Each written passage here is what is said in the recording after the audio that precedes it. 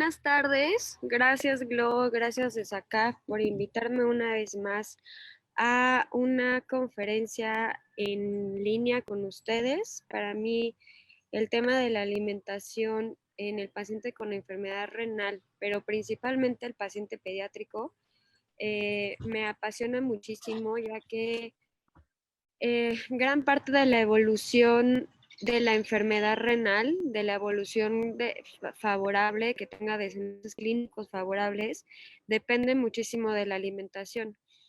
Y muchas veces llega a pasar a un segundo plano la importancia de la alimentación y nada más nos enfocamos en los medicamentos, en los tratamientos, si tienen cirugía, trasplante, diálisis o hemodiálisis, ¿no? Y para que justamente el cuerpo esté fuerte y pueda combatir todos los cambios que se presentan secundarios a la enfermedad y todos los tratamientos y cualquier cosa que le pueda pasar al pequeño, necesita tener un cuerpo fuerte. Y para tener un cuerpo fuerte, pues necesita gasolina.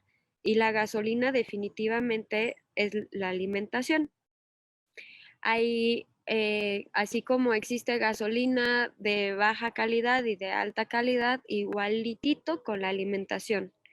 Entonces, vamos a enfocar en tener, yo les voy a explicar cómo tener una alimentación de alta calidad, una alimentación saludable y balanceada para los pequeños con enfermedad renal y que entonces sus cuerpos estén muchísimo más fuertes y puedan salir adelante de la enfermedad y no tener complicaciones, presencia de comorbilidades y que en un futuro evolucione la enfermedad al grado de necesitar algún tipo de tratamiento sustitutivo o trasplante renal.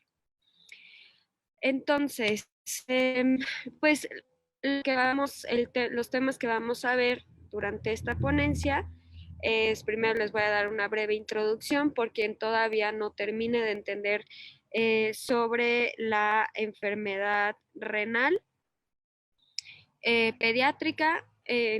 Luego vamos a hablar por qué es importante la buena alimentación. Vamos a hablar ya en específico sobre la cantidad de proteínas, de energía, de vitaminas y de minerales que son los principales componentes de nuestra alimentación. Y bueno, a manera de introducción, rápidamente vamos a ver que pues la enfermedad renal, para quien ya lo sepa, se divide en 5 diferentes estadios. Sin embargo, un estadio se divide en 2 categorías. Tenemos que la clasificación depende de la disminución de la tasa de filtrado glomerular. Y esta va de una disminución moderada que empieza a partir del estadio 3, que se divide justamente en estadio 3A y 3B. La siguiente clasificación es el estadio 4, cuando ya hay una severa reducción de la tasa de filtrado glomerular, que ya está en un aproximado entre el 15 al 29 por ciento, le podríamos llamar, que se denomina mililitros por minuto por día, ¿no? De 24 horas la tasa de filtrado glomerular. Y el último estadio, que es el 5, ya es cuando se presenta una falla renal en el cual ya se necesita un tratamiento sustitutivo, ya que la tasa de filtrado glomerular está en menos de 15. Y bueno, los diferentes tratamientos, tanto médicos como nutricionales, se van a enfocar de acuerdo al estadio en el que se encuentre nuestro pequeñín. Ahora, ¿por qué es importante la buena alimentación? Debemos de considerar que una buena alimentación no significa comer mucho y que nos llenemos, sintamos satisfacción de hambre y que tengamos energía para el transcurso del día. Una buena alimentación va de la mano de escoger alimentos saludables que contengan la cantidad adecuada de nutrientes que ayuden a funcionar adecuadamente nuestro cuerpo. Una cosa es poner como en una balanza un montón de energía, de azúcares, de grasas, que sí le van a dar energía a nuestro cuerpo y sí va a funcionar nuestro cuerpo.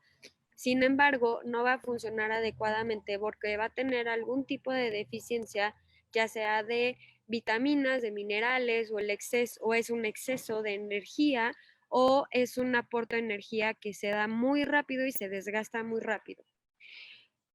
La alimentación para escoger alimentos saludables, pues tiene que ser una alimentación balanceada. ¿Esto qué significa? Que debe de incluir cierta cantidad de cada grupo de alimentos. Y los grupos de alimentos son frutas y verduras, proteínas, lípidos, hidratos de carbono y azúcares. Que sea suficiente nuestra alimentación también debe de ser. Esto significa que se debe de consumir la cantidad de energía y de nutrientes adecuados de acuerdo a la edad y al peso y a la actividad física de cada humanito. No es recomendado dar ni más ni menos. Adecuada, pues obviamente que esté adecuado a las necesidades de cada humano. La alimentación debe de ser individualizada. Adelante les voy a hablar un poquito más de eso. Inocua, pues debe de ser una alimentación que no va a provocar daño. Por ejemplo, yo soy una persona que soy alérgica a los productos, a las nueces y a los productos que contienen nueces. Entonces, dentro de mi alimentación balanceada, no debe de haber nueces, porque si yo consumo nueces me va a hacer daño y voy a provocar una reacción alérgica. En este caso, en los pacientes con enfermedad renal inocua, que la alimentación sea inocua significa que debe de contener las cantidades adecuadas de ciertos nutrientes que vamos a hablar adelante, que no vayan a provocar que se dañe más la función de los riñones, que se eleven ciertas sustancias en sangre que pueden llegar a ser tóxicas y que pueda llegar a provocar algún otro daño, ya sea a los riñones o algún otro órgano. Entonces, que quede muy claro que inocuo significa que no genere ningún tipo de daño. Y que sea agradable, pues obviamente que sea al gusto de cada humanito que va a recibir esta alimentación. Y con los niños se da muchísimo, todavía con los adolescentes y de repente llega a pasar con los adultos jóvenes, que la alimentación, que no les gustan cierto tipo de alimentos. A los niños se les llama que son picky eaters, que significa que son remilgosos para comer, diría mi abuelita.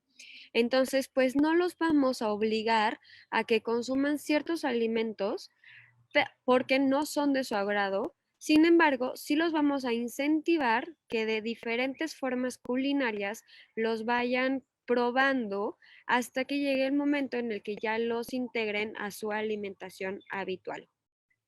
Entonces, esta alimentación saludable pues nos debe de brindar la suficiente energía principalmente para realizar nuestras actividades diarias, para prevenir infecciones, para formar masa muscular y también para evitar que se destruya, ya que la enfermedad renal per se provoca la liberación de un montón de sustancias que son muy dañinas para el cuerpo. Y hay unas sustancias que se llaman citocinas proinflamatorias, que yo les llamo que son los gremlins de las enfermedades, porque andan destruyendo todo lo que se encuentran por ahí.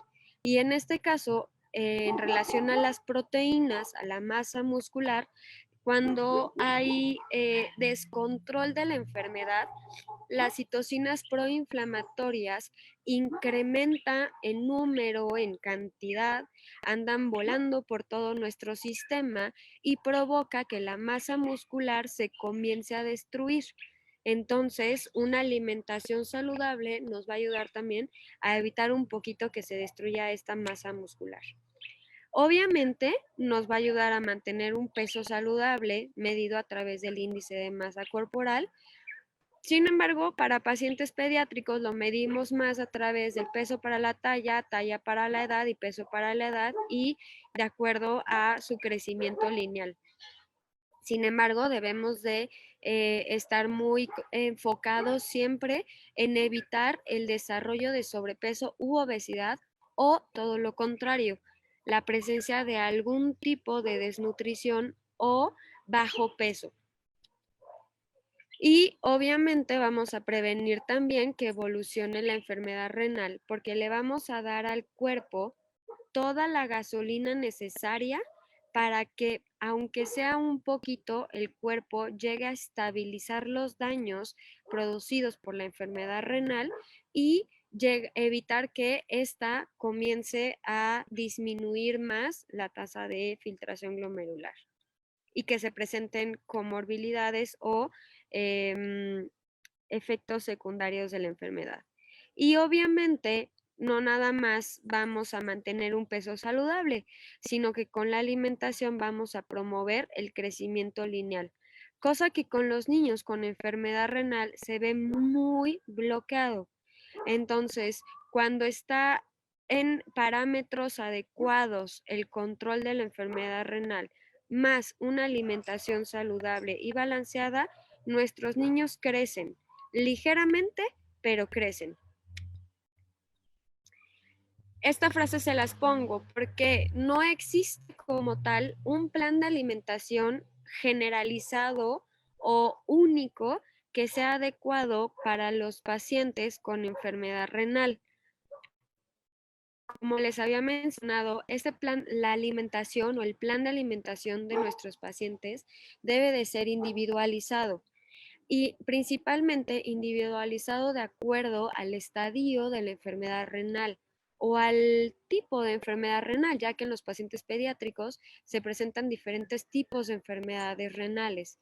Entonces, de acuerdo a cada tipo de enfermedad renal o a las alteraciones que pueda haber en el sistema urinario, entonces, de acuerdo a esto, se tiene que individualizar cada plan de alimentación. Como ya les mencioné, tiene que ser de acuerdo a los gustos de cada humanito al que le vamos a introducir los alimentos, esta alimentación balanceada, y poco a poco ir promoviendo que consuman otros alimentos que habitualmente no consumen. Y esta alimentación también debe de estar adaptada a las posibilidades económicas de cada familia. A una familia de bajos o medianos recursos no vamos a mandar que el niño o la niña esté comiendo 1 kilo de salmón a la semana. Tenemos que ser conscientes y congruentes con la economía de la familia, con las posibilidades de poder adquirir los alimentos, hablando económicamente, pero también aquellas posibilidades de acercarse a ciertos alimentos. Tal vez es una familia de comunidad rural que pues no tienen cerca de dónde consumir productos del mar, por ejemplo. Entonces, a esta familia no le vamos a enviar productos de mar. Nosotros como nutriólogos tenemos que buscar las estrategias para que los nutrientes que haga falta de los productos del mar los podamos sustituir por algún otro tipo de alimentos que nuestra familia sí pueda obtener. Y hablando de familia, algo muy importante también es que la alimentación de los niños con enfermedad renal sí es única de cada uno de los niños. Sin embargo, la familia también se puede adaptar a esta alimentación y comer todos en familia lo que el niño come.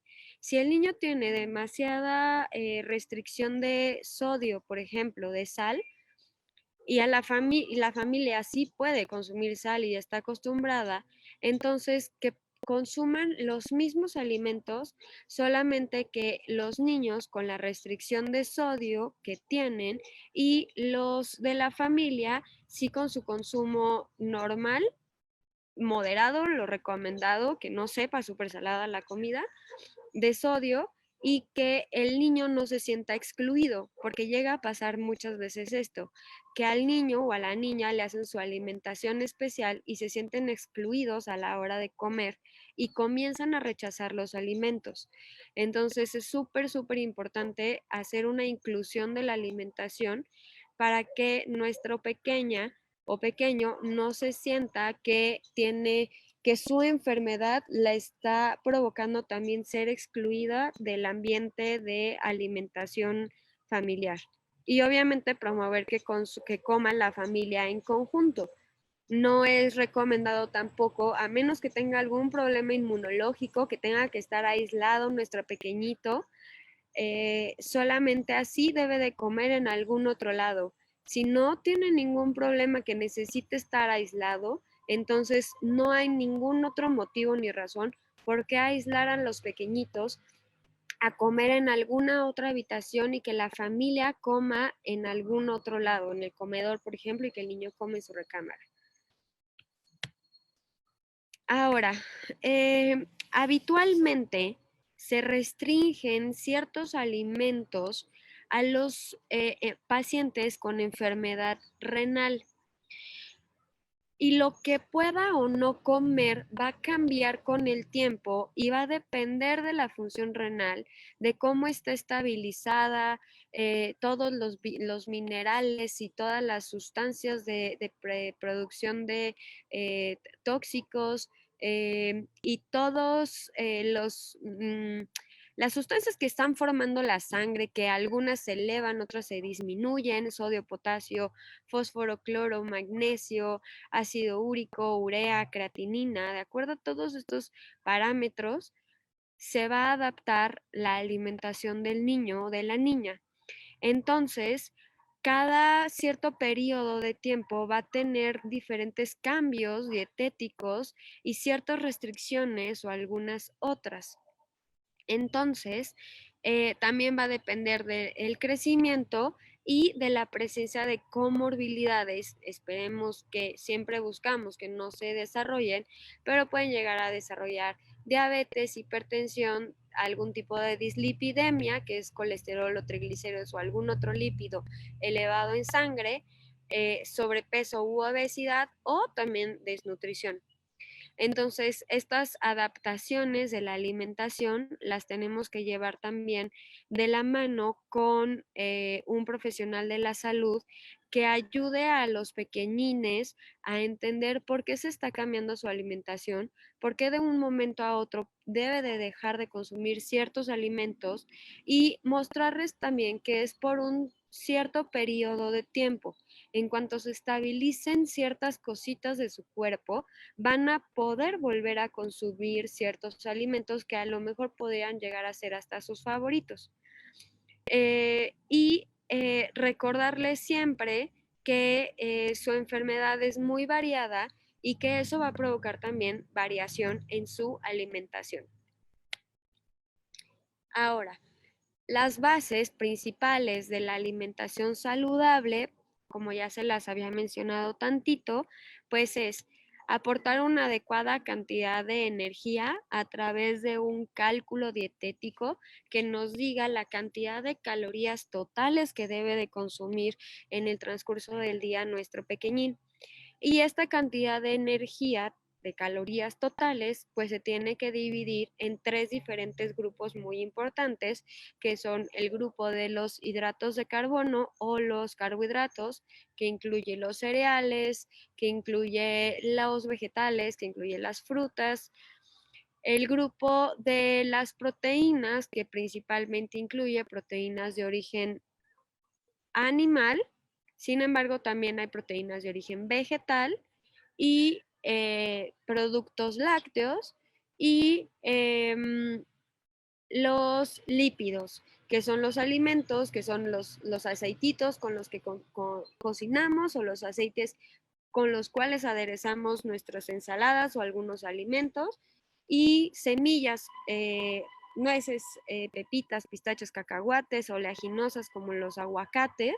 Entonces son estos tres principales grupos en los cuales se divide el total de las calorías. Debe de contener nuestra alimentación una cantidad adecuada de proteínas de acuerdo a la edad para promover el crecimiento lineal, la reparación de tejidos y la creación de nuevos tejidos. Debe de contener también adecuadas cantidades de vitaminas y de minerales para ayudar a fortalecer y a crecer los huesos, los músculos, el sistema nervioso central, y que con todos los ciclos metabólicos del cuerpo de nuestros pequeñines funcionen adecuadamente. Y de esto vamos a hablar ahorita en adelante. Energía. De acuerdo a la National Kidney Foundation, existe esta gran pregunta, ¿no? ¿Cuánta energía necesita mi hijo o mi hija? Esto va a depender de la edad, del peso, de la talla, del estadio de la enfermedad renal y de la presencia de comorbilidades. Nosotros como especialistas de la salud hacemos como una radiografía de nuestros pacientes, y de acuerdo a toda la información que nosotros obtenemos, tanto de los papis de la familia y de la historia clínica, de los estudios de laboratorio, nosotros sabemos calcular la cantidad de energía necesaria exacta para que pueda continuar y desarrollar adecuadamente nuestro niño. La energía la vamos a obtener, como les mencioné, de acuerdo a peso, talla, edad, enfermedad renal y presencia o no de comorbilidades. La cantidad de energía es súper importante porque si nos excedemos o si nos hace falta un poquito de energía, pues entonces no vamos a tener una estabilidad del peso saludable. Podemos provocar que desarrollen sobrepeso, obesidad o algún tipo de bajo peso para la edad o para la talla, y pues esto va a desestabilizar la función del cuerpo en general de nuestro pequeñín y a su vez a ayudar a descontrolar la función renal. Entonces, hay que, en el momento de la consulta, nosotros nos dedicamos a identificar momentos de riesgo, eh, con las mediciones y con las encuestas que hacemos en relación a la alimentación, y enseñamos también en casa a identificar si nuestro pequeñín está subiendo o bajando de peso de acuerdo a cómo le queda la ropa, a cómo lo sienten los papás, si está un poquito más pesado o un poquito más ligero, y también obviamente identificar si este crecimiento o este incremento de peso depende del crecimiento lineal. Lo más importante de la energía es que debemos aportar una suficiente cantidad para que el cuerpo realice adecuadamente sus funciones, y debemos también de aprender a planear los alimentos. Esta cantidad suficiente de energía es de acuerdo al 100% de la edad cronológica de los pequeñines, ajustada a la cantidad de actividad física que realizan en el transcurso del día y al índice de masa corporal. Em, Así también, aportar una suficiente cantidad de energía nos va a ayudar a que la cantidad de proteína que ingieren nuestros pequeñines se utilice para generar nuevos tejidos, o sea, sintetizar masa muscular y reparar aquellos tejidos que tengan algún tipo de daño o algún tipo de lesión. Y evidentemente también nos va a ayudar a evitar la presencia de catabolismo, que es la pérdida de la masa muscular, como ya les había mencionado previamente. Si nosotros aportamos una suficiente cantidad de energía en el transcurso del día, la cantidad de proteína que le vamos a dar, imagínense que va cubierta por unos escudos que va a ser la energía de los lípidos y de los hidratos de carbono.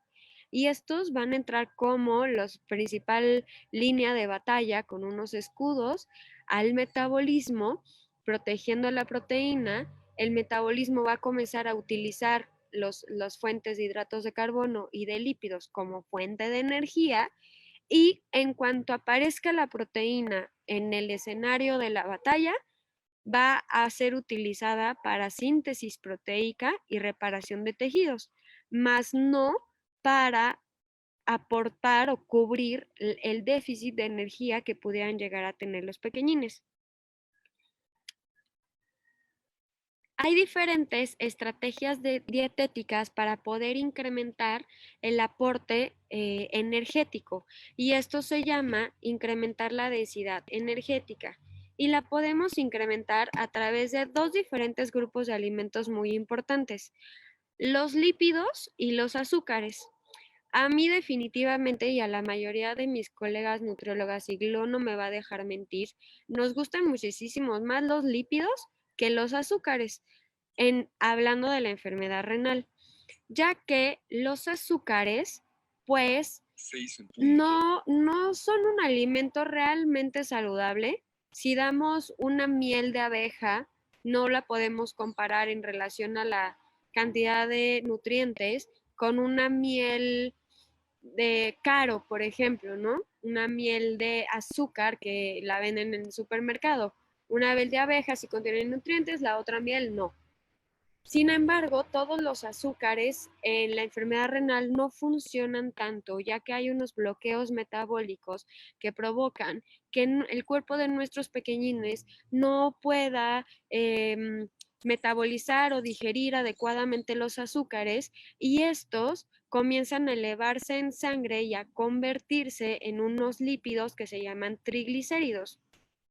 Y esto a la larga provoca que incremente también el colesterol y que incremente el riesgo cardiovascular, que puedan llegar a presentar dislipidemias, y esto llegar a agravar a la larga la enfermedad renal, porque ya va a tener como presencia una comorbilidad. Entonces, para incrementar densidad energética en pacientes renales, no es lo más recomendado el dar azúcares o hidratos de carbono simples. Es lo mismo una mermelada a una rebanada de pan blanco con miel o azúcar, a unas galletas de harina blanca con azúcar, y es lo mismo que darle caramelos y chocolates. Por eso nosotros nos encantan los lípidos, porque tenemos los lípidos súper saludables, que aquí les puse este dibujito, que se contienen en las semillas como cacahuates, nueces, almendras, en los aceites vegetales como el aceite de olivo, el aceite de aguacate, otros tipos de aceites vegetales como el de girasol, el cártamo.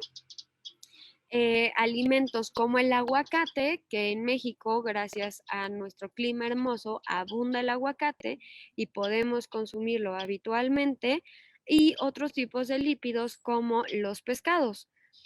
Si tenemos pescados de agua fría, son los que contienen mayor cantidad de lípidos saludables, y pues si tenemos la capacidad económica de poder consumir una o dos veces a la semana pescados de agua fría, pues ahí ya vamos a contener ingerir una adecuada cantidad de lípidos, y así podemos hacer el incremento de esta pequeña densidad energética que le esté haciendo falta consumir a nuestros pequeñines.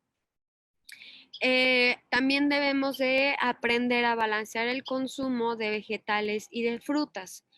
Yo siempre les digo que desayuno, comida y cena siempre debe de haber un vegetal en cada plato de comida.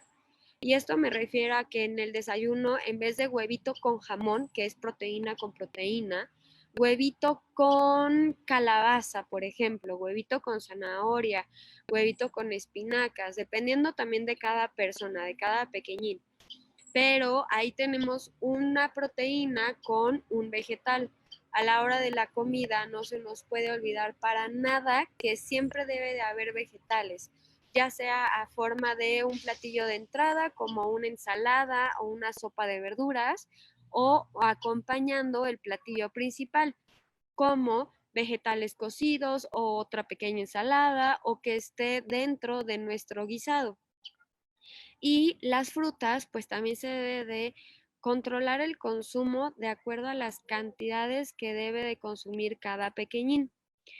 Ajustar la cantidad de proteínas y saber muy bien que tenemos proteínas de origen vegetal, que les voy a platicar adelantito de ellas, las cuales podemos hacer muy buen uso de ellas para que consuman nuestros pequeñines una suficiente cantidad de proteínas. No es necesario que los niños desayunen, comen y cenen todos los días proteínas, carne, pollo, pescado, jamón, salchichas, huevo, quesos, lácteos, no. Se puede hacer un balance y no es tan necesario que estén consumiendo todo el día proteínas.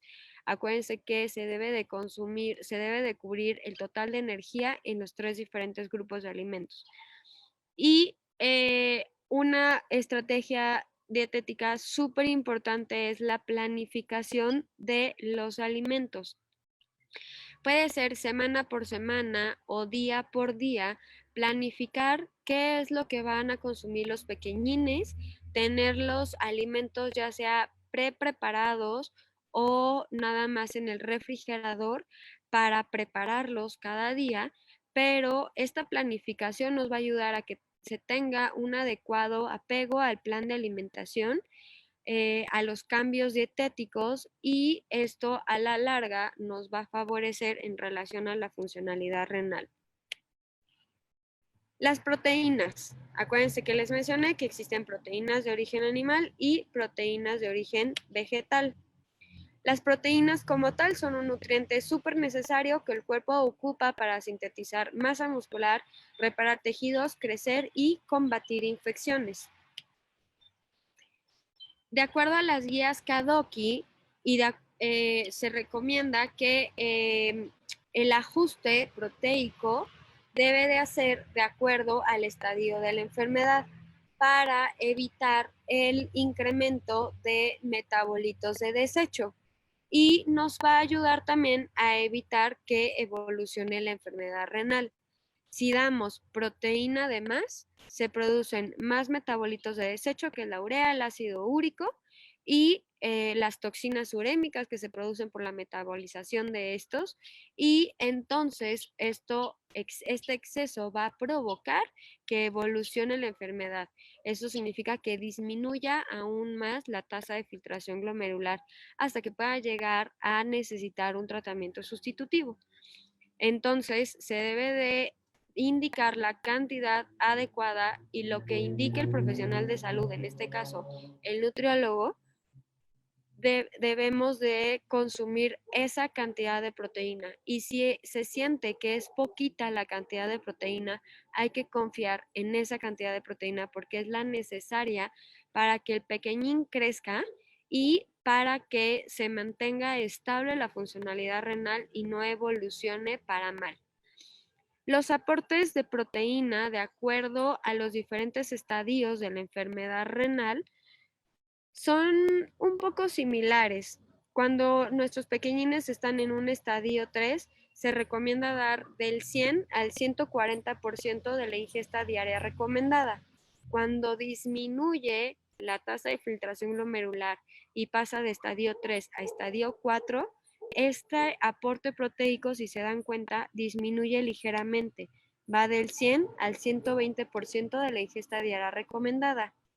Y cuando el paciente se encuentra en un estadio 5, en el cual ya llega a necesitar un tratamiento sustitutivo, que es la hemodiálisis o la diálisis peritoneal, únicamente se debe de aportar el 100% de la ingesta diaria recomendada, y a este 100% se le debe de adicionar 0.3 a 0.4 gramos por kilo por el peso ideal ajustado, de acuerdo a las pérdidas de las sesiones de hemodiálisis o los baños de diálisis peritoneal.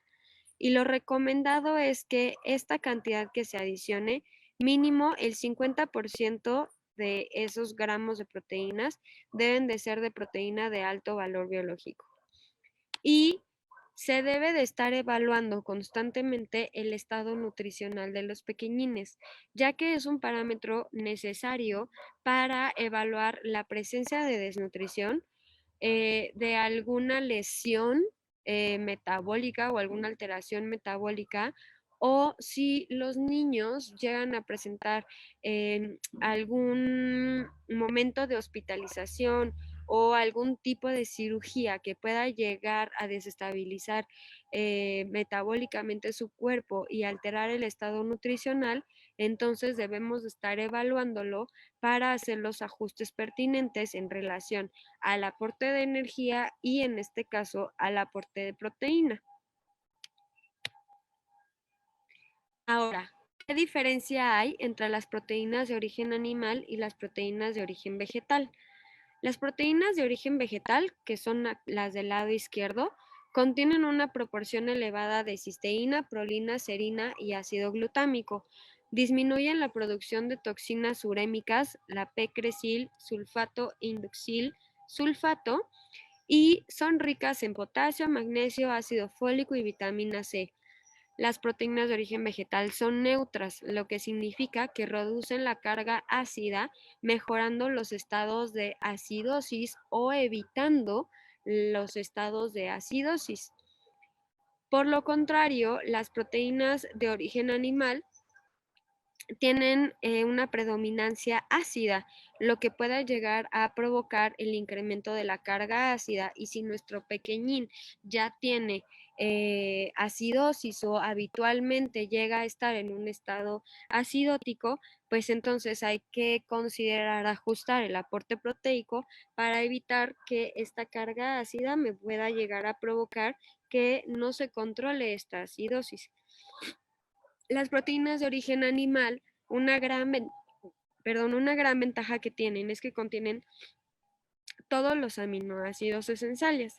Son ricas en vitamina B12, B6 y niacina, así como zinc, hierro, grasas saturadas y colesterol, que eso no es lo más recomendado del mundo.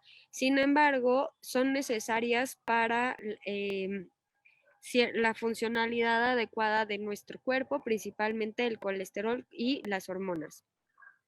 Y las proteínas de origen animal pueden provocar el aumento de las concentraciones de fósforo, así como las proteínas de origen vegetal de potasio.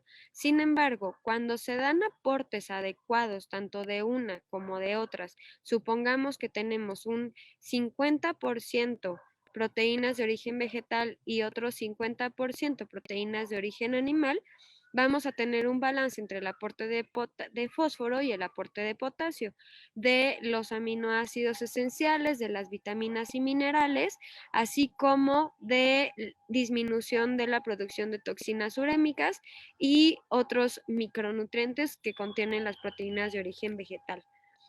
Otra gran ventaja de las proteínas de origen vegetal es que contienen fibra, cosa que las proteínas de origen animal no contienen. Y más adelante no se les olvide la fibra porque adelantito vamos a hablar algo sobre la fibra. Entonces, ¿de dónde vamos a obtener las proteínas? Las proteínas de origen animal pues provienen de las carnes rojas, del pollo, de los pescados, de los huevos. Las proteínas de origen vegetal, de las leguminosas, de los cereales, de los vegetales. Y las leguminosas son frijoles, habas, lentejas, garbanzos, chícharos, soya, el tofu. Vegetales muy ricos en proteínas, son los champiñones, las endivias, se me acaba de pasar el nombre mexicano, chícharos y los primos de los chícharos, y los lácteos, que también provienen de origen animal, sin embargo, su estructura es un poquito diferente. Lácteos, quesos, yogurt, cualquier otro tipo de lácteo fermentado contiene una cantidad adecuada de proteínas. Y los cereales integrales como la avena, el amaranto, la quinoa, el maíz, contienen una cantidad adecuada de proteína. Y si combinamos los cereales con las leguminosas y los productos vegetales, esta combinación de estos dos grupos de alimentos forman proteínas de alto valor biológico muy similares a las proteínas de origen animal. Es por eso que tener un adecuado aporte balanceado de todos los tipos de proteínas es funcional para el cuerpo de nuestros pequeñines y principalmente brindar la cantidad adecuada de los nutrientes que necesiten sin provocar ningún daño ni mayor deterioro de la funcionalidad renal. Ahora, las vitaminas, ¿qué onda con las vitaminas? ¿De dónde las vamos a adecuar? A obtener. Principalmente se deben de obtener de una dieta balanceada, ya que las ingestas diarias recomendadas de vitaminas, de acuerdo a la edad, se debe de lograr con una dieta balanceada que contenga todos los grupos de alimentos.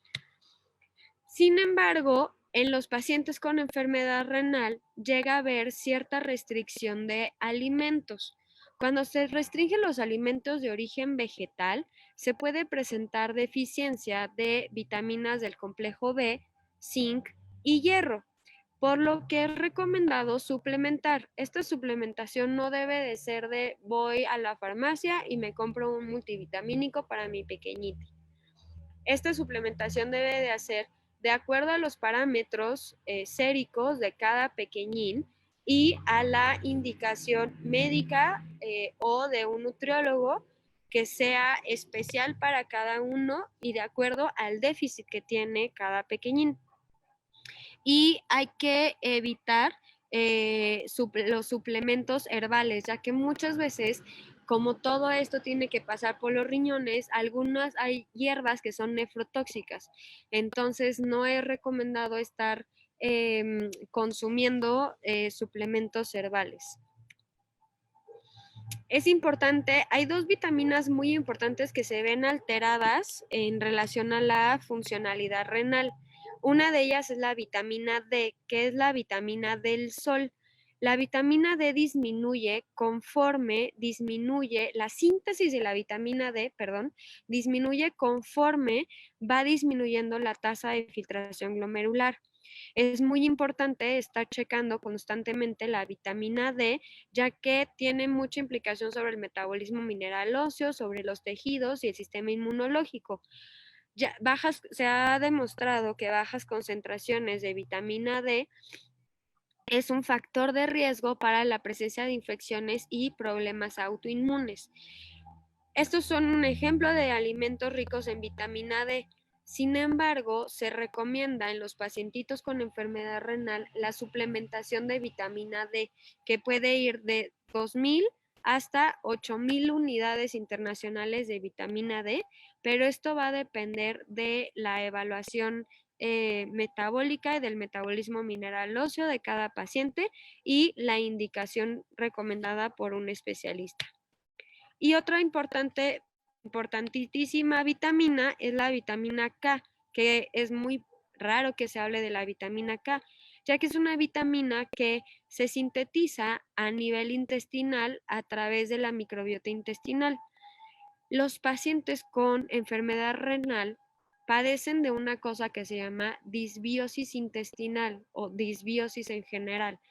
Y la disbiosis significa que hay un desbalance entre la microbiota intestinal, que son los bichitos o la flora intestinal que se encuentra en todo el tracto gastrointestinal y que se encarga de balancear y de metabolizar la mayoría de los nutrientes que entran al tracto gastrointestinal y a formar otras sustancias que son saludables para la funcionalidad del tracto gastrointestinal.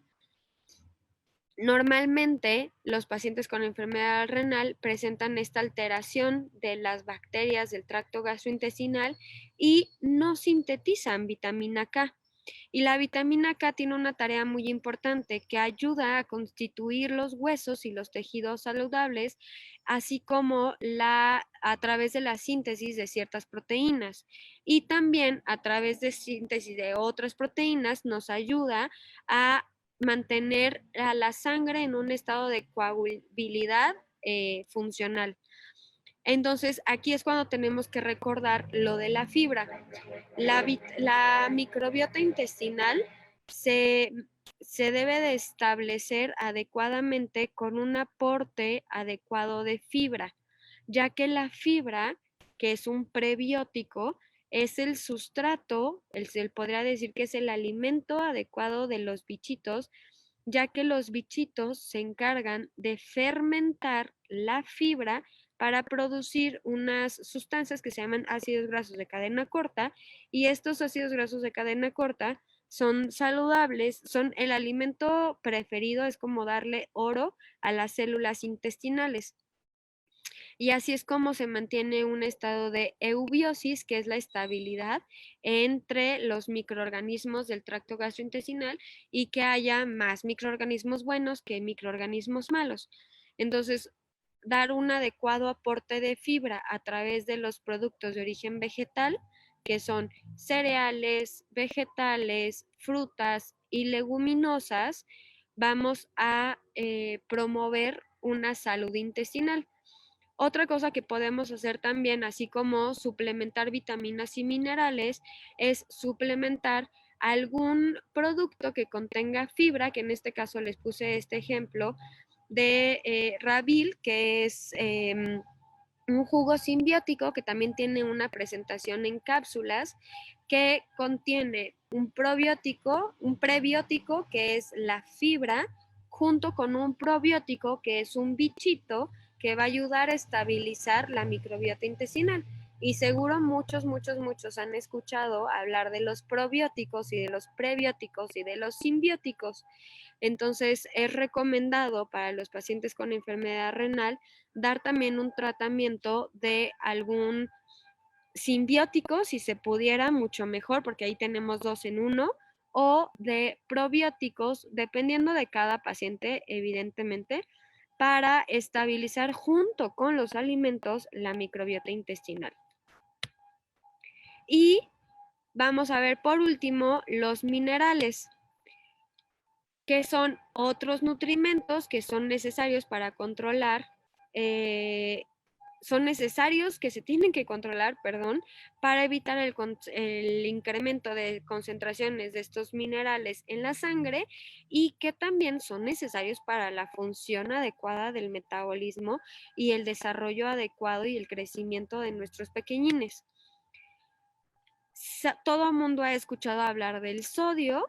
El sodio, que se encuentra principalmente en las sales, se encuentra en la gran mayoría de los alimentos industrializados. Es muy raro el alimento industrializado que no contenga algún tipo de sodio. El sodio como tal tiene efectos muy importantes sobre la presión arterial, la cual ya teniendo enfermedad renal, la presión arterial ya está alterada en la mayoría de los pacientes, y también es muy importante en el balance de los líquidos corporales. Cuando se consume una cantidad excesiva de sodio en la sangre, va a comenzar a elevarse, y los riñones ya no van a tener la capacidad de controlar estas concentraciones séricas de sodio, porque ya no están funcionando adecuadamente.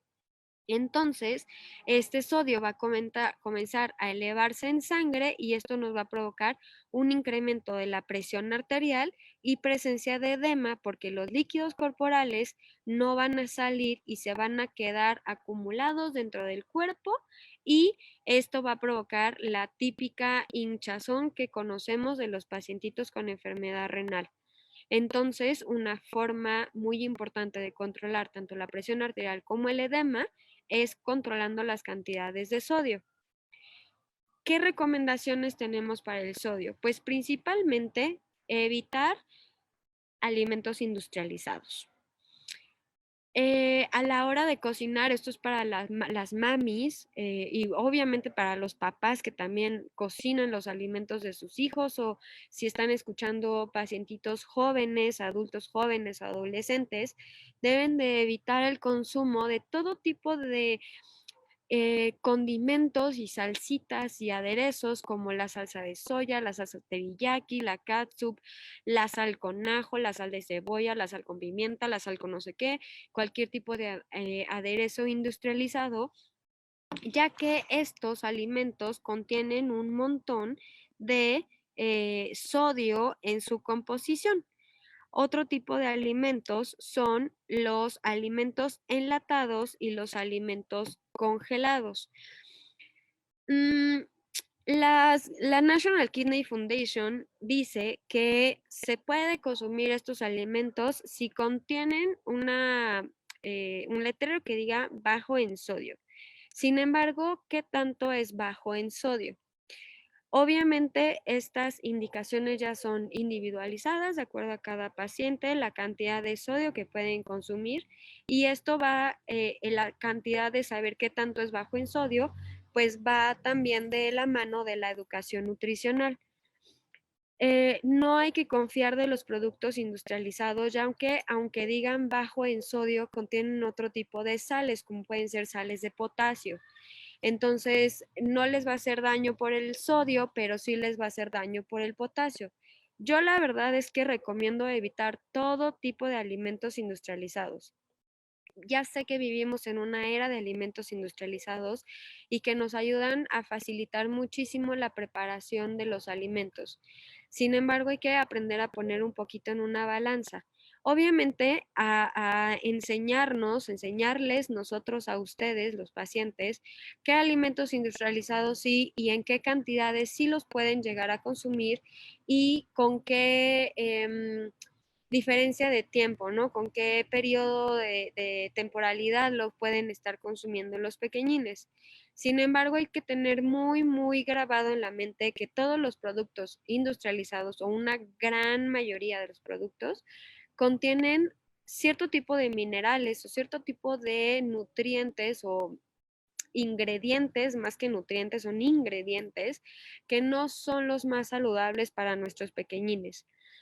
Y evitar también, obvio, este tipo de sopas instantáneas y condimentos para sopas como Nor Suiza y cualquier tipo de comida rápida, ya sea congelada que podamos conseguir en el supermercado o comida rápida de McDonald's y todos sus demás amigos, que no son los más recomendados y más agradables para los profesionales de la salud y menos para aquellos que nos encargamos de cuidar la función y la salud de los riñoncitos de nuestros pequeños. Evitar también carnes procesadas y embutidos, como los jamones, las salchichas, los quesos de puerco, el salami y todos estos grupos de alimentos, ya que dentro de su proceso contienen un montón de minerales, o sodios, o potasios, o cloros, o fósforos, que en sus diferentes combinaciones no son los más saludables para nuestros niños. Sí, de repente puede haber un poquillo de jamón o de salchicha, pero va a ser bajo la supervisión y la recomendación de un especialista. Papitas, todas las tipos de papitas que venden en las tienditas, en los supermercados. Si los podemos hacer en casa, yo prefiero mil veces recomendar hacer papitas en casa, que las podemos hacer igual que las sabritas, controlando la cantidad de sal. Papitas fritas como las de McDonald's las podemos hacer también en casa y podemos variar que sean también algunas veces en vez de que sea siempre de papa, que sea de betabel, que sea de camote, que sea de calabaza, y le damos mayor variabilidad, integramos otros nutrientes esenciales en la alimentación de nuestros pequeños y en otras presentaciones que pueden llegar a ser hasta divertidas. Y por último, las bebidas industrializadas también no son las más recomendadas, ya que contienen un montón de azúcar, contienen un montón de sales y contienen bicarbonato. Y esto no es nada saludable para el tracto gastrointestinal ni para el metabolismo de los pequeñines. Están bebiendo calorías vacías, le llamamos, en cada juguito y son calorías que le podríamos aportar con nutrientes esenciales, adecuados y funcionales para su cuerpo, y no se los estamos dando porque le estamos dando juguitos. Entonces, si se les antoja juguito o agüita de algún sabor, mejor hacerlo natural. Agüita de fruta a la hora de la comida con muy poca cantidad de azúcar, y entonces así ya variamos los líquidos que están consumiendo nuestros pequeñines. Y vamos a hablar del fósforo, que es un alimento que es muy mencionado en la enfermedad renal, tanto el fósforo como el potasio. Yo ya les he hablado en varias ocasiones sobre el fósforo, estos. Entonces, el fósforo, pues es un mineral que se tiene que monitorear constantemente las concentraciones en la sangre de nuestros pequeñines. Y principalmente se llega a restringir en los estadios 4 y 5. El fósforo se encuentra en muchos alimentos en forma orgánica e inorgánica, y la absorción de este fósforo depende pues de la presentación. El fósforo orgánico, que aquí hay presentación de fósforo orgánico en los alimentos naturales, como dice la palabra orgánico, es que proviene de alimentos naturales de origen natural, tiene una absorción entre el 20 al 70%. Y el fósforo inorgánico, que aquí hay un ejemplo, la latita de los pescaditos, y en todos los alimentos enlatados e industrializados contienen algún tipo de fósforo, tiene una absorción de hasta el 90, si no es que hasta más, por ciento de absorción, que esto va a provocar el incremento en las concentraciones en sangre. El fósforo se encuentra en grandes cantidades en productos lácteos, nueces y semillas, leguminosas, cereales integrales y bebidas y alimentos industrializados. Hay que recordar que los productos vegetales del fósforo orgánico tienen una absorción del 20%, y los productos animales tienen una absorción hasta del 70%. Sin embargo, esta absorción puede llegar a ser menos de acuerdo a técnicas culinarias, que en alguna otra charla antes, creo que Gloria se las dio, sobre las técnicas culinarias.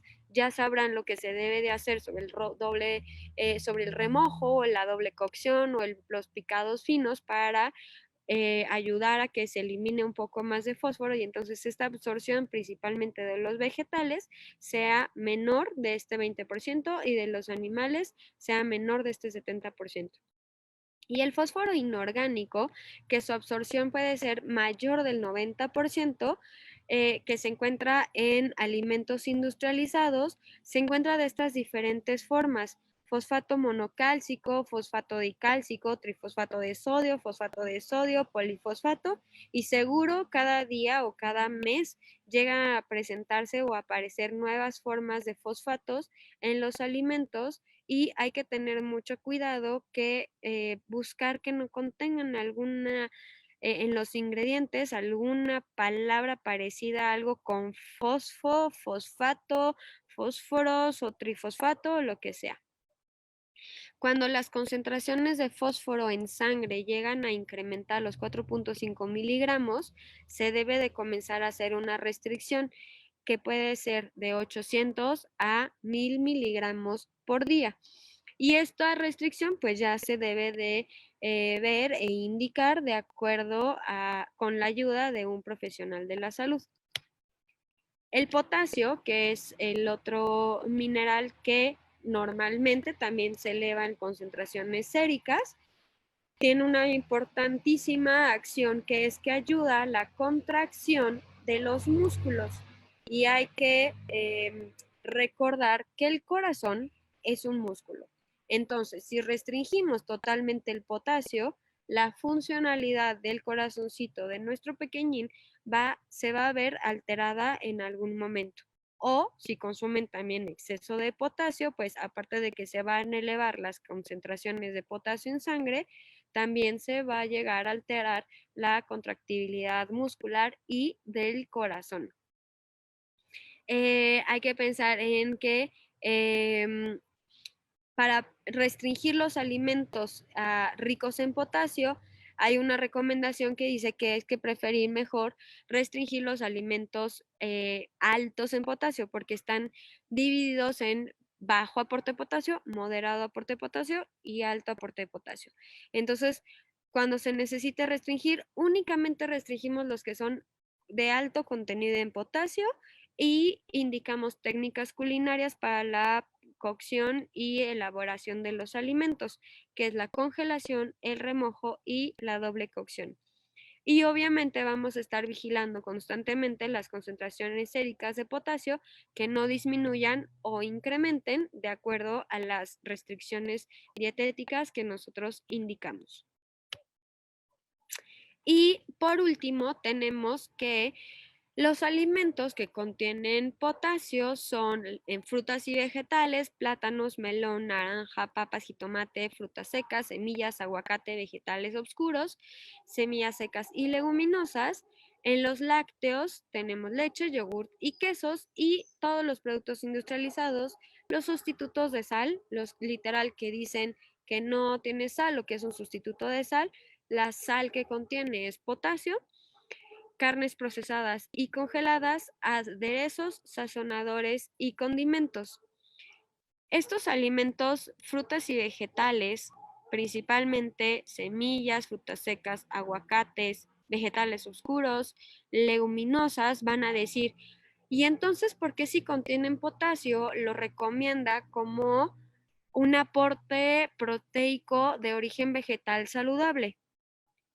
Lo podemos consumir y lo podemos indicar y no es una contradicción, ya que aplicamos técnicas culinarias y la cocción hace que disminuyan muchísimo las concentraciones de potasio en estos alimentos y entonces así lo pueden consumir y obviamente se va a consumir en una cantidad adecuada.